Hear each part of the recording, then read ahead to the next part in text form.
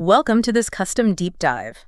Today, we're extracting the essential knowledge from a quick hit guide we've been looking at on the 5 critical mistakes to avoid at the 2026 Lalbagh Flower Show. Because, for you listening, approaching a massive botanical event of this scale without the right logistics, well, it's honestly a lot like planning a tactical military mission in the dark. Oh, absolutely. Right, like if you don't have solid intel on how to actually navigate the space, all that breathtaking beauty of the flowers just gets completely swallowed up by the stress of the crowds. Yeah, that is the reality of an event drawing, hundreds of thousands of people. So our mission today is to decode this guide, which outlines several critical systemic traps that attendees often fall into. Right. And looking at the data, the overarching theme is undeniable here. To truly enjoy this event, mastering your timing and transportation isn't just a suggestion. It is everything. So let's start with the physical journey to the show, because how you arrive kind of dictates your momentum for the whole day. And the guide is emphatic about the first mistake, which is do not drive a personal car. Because parking is just a complete nightmare. Oh, it really is. And, when you think about it, Lalbagh is a historic botanical garden. Right. Its perimeter and gates were laid out back in the 1700s. Mm-hmm.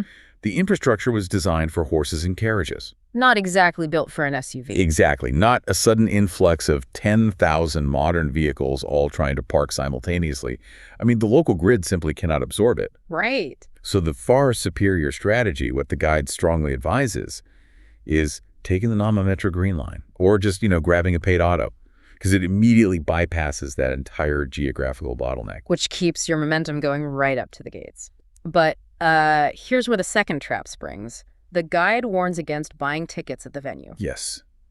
Do not stand in those lines. Right, I can see why. If you've got a massive volume of attendees funneling into just a few physical ticket counters, the math just doesn't work out. You're guaranteeing the first hour of your visit is spent staring at someone's backpack? It is a massive friction point. Purchasing your tickets online in advance transforms your entry from like a mathematical hurdle into just a seamless glide. And as a quick reminder for you listening, we've dropped the link to do exactly that right in the description. Perfect. Okay, let's unpack this next part, because bypassing the traffic and the gate queues is great, but the guide's strategy for when to do this is highly specific. It really is. They address the third mistake, which is arriving late. They actually recommend entering at 6 a.m. for a morning walk and then hitting the actual show right when it opens at 7 a.m. Right. And then immediately heading to MTR for a breakfast. But, 6 about a.m., I have to push back a little here. Is sacrificing precious sleep really a mandatory tactical maneuver just to look at a garden? Well, I completely understand the hesitation. I do. But what is fascinating here is that this 6:10 a.m. start time isn't just about beating the crowds. It ties directly to the fourth mistake, which is visiting in the late afternoon. Okay. Because you have to factor in the Bengaluru monsoon rains.